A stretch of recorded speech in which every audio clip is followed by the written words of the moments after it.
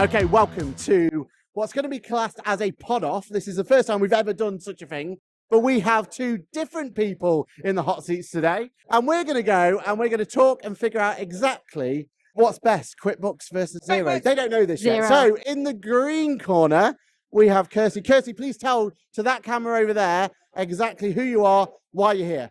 Okay, so I'm Kirsty from Kirsty's Accounting Services, and I'm a QuickBooks lover. All of my QuickBooks career, my whole 15 years using QuickBooks. And in the blue corner, boo, we have Steph. Steph, tell people who you are, why you're here. I'm Stephanie, CEO and founder of multi-award winning bookkeeping accountancy practice ABCS UK and founder of the 3Bs podcast. I am a huge Xero fan and I'm here to show all these which is better. Can I add in there that I'm also chair of the ICB Advisory Council and chair of the Cambridge branch? She's upping the ante there. Right, okay. So the first round is a 60-second pitch. So you're going to have 60 seconds on a particular topic. We're taking turns. We're going to start blue corner first. And the first question is, why do you use Xero? 60 seconds starts now. I've used Xero since I started my career as a bookkeeper and accountant, which was at 16, so that's over 18 years now. I find it easy to use, my clients find it easy to use, and it's great for growing businesses, and it grows alongside with them and has great integration with a whole multitude of apps built into their app store.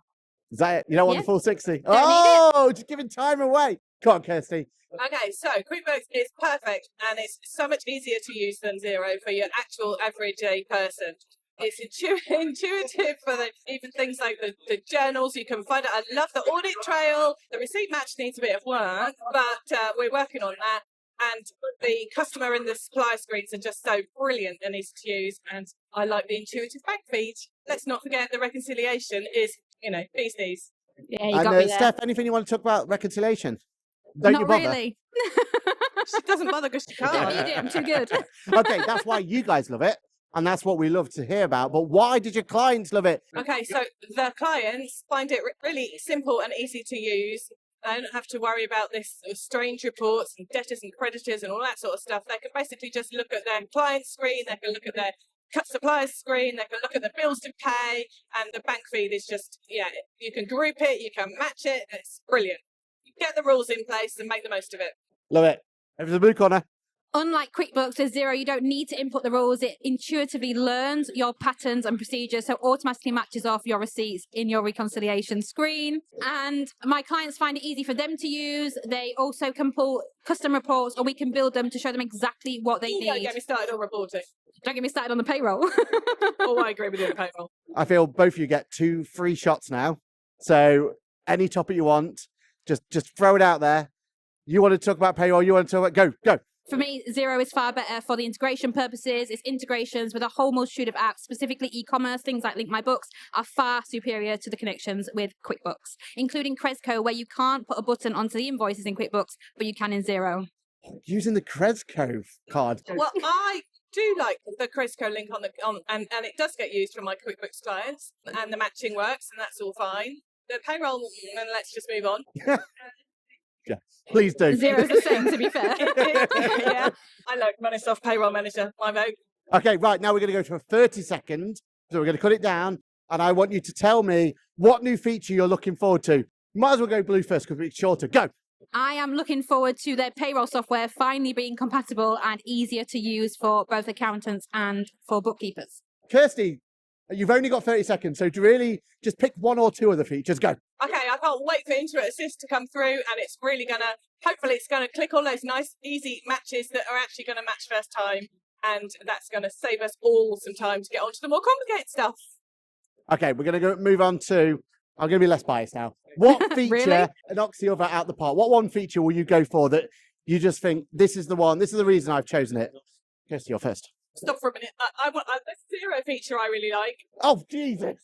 There's a QuickBooks feature I really like. All right, so on the Xero screen, the bills on the customer side, you can put the notes on when the customer's promised to pay. And on the bills screen, I find it nice and easy to filter and pay. So that's fine. On the QuickBooks side of it, I prefer the customers and the suppliers individual screens because they're much clearer. Yeah, I must admit, I do prefer QuickBooks reconciliation screen. There is no better one out there. I will give you that one. But for Xero, it is the integrations, it's the Shopify, it's all the things that make your life quicker and easier. but they don't work 90% of the Email's time. brilliant. And the customer service at QuickBooks lacks massively. Phone, you can get someone whenever you need. I've never been able to, hence why we moved away. Wrong number. Someone's not watched my videos on the Shopify integration. That's all I can say. Right, I think we can declare that a draw, as much as it pains me to say that. So let's move on to round 2. Round 2, forget the rivalry between you two and blue versus green. Now you're going to all be friends, but you've assembled a dream team. So this dream team are top trump cards that you're going to be using. So if I hand you over card number 1 and card number 2, and the idea here is we're going to see who gets one. Now, Steph, you're up first next, right? Yep. So the idea is we're going to let you pick out of your card the category you want to go for, but you're only allowed to use that category once. Okay. Right? Cool. And then your next card, you're not allowed to use it again. Are you okay? So both of you, please show what card you have. Going for a warm up here, Joe versus Zoe. Oh, sorry, girls. So what category are you going to go for? Go for it. Numeracy. What have we got? 9. 5. Oh, Zoe. So we got a victory in the blue corner for that one. Next one, Kirsty, you get to go and pick what category you're using. Remember, we're not allowed to use the same one. Going social stats. 4. Amy. 7. Ah. Yay. Yeah, well Sorry, done. Tim. Okay, so it's 1-1. Is that right? It is. This one could No be pressure. very important. What's the next card? What we got? Innovative. 10. 6. Poor old man. So to draw it or to win it, this is going to be very important. What card do you reckon they're going to be?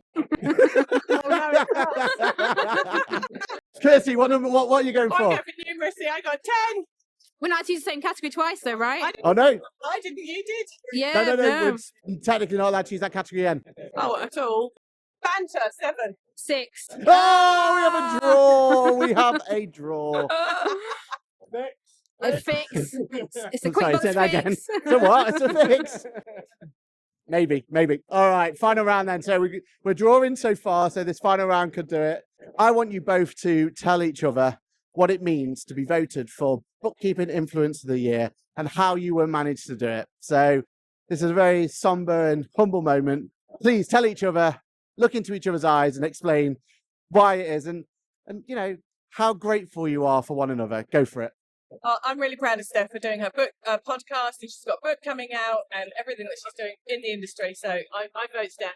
Bookkeeper Influence of the Year would mean the absolute world to me. I know you did incredibly well last year, and we're up for very similar categories tonight, but you have been around so long, and you do so much for the ICB as a whole.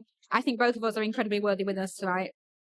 And that is one very, very lovely moment to finish off. If ever any of you want to plug, please plug away to any of the cameras. Kirsty's Counting Services. Hopefully we're going to be bringing the self-assessment season ready for that when it comes. And we'll get my limited company accounts done, and then we'll be a one-stop shop. The 3Bs podcast can be found on all podcast platforms. It's the industry's first CPD accredited podcast, 15 minutes each week to help you build a better business. Also on YouTube. And the book comes out in February of next year, and it's Finances for Life, teaching financial education to 16 to 19-year-olds. I think we must be the only people with kids. My kids already have an understanding of VAT, and he was shocked when I once had a branch meeting and invited the taxman. He said, "But I thought you didn't like the taxman." I'm like, no, we do when they're helping us. We do. We work with them, not against them. I love that. Well-educated children.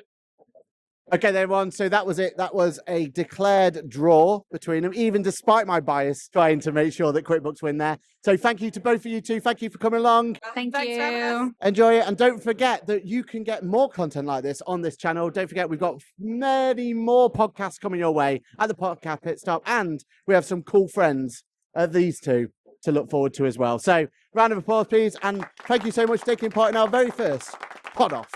Thank you. Thank you, everyone.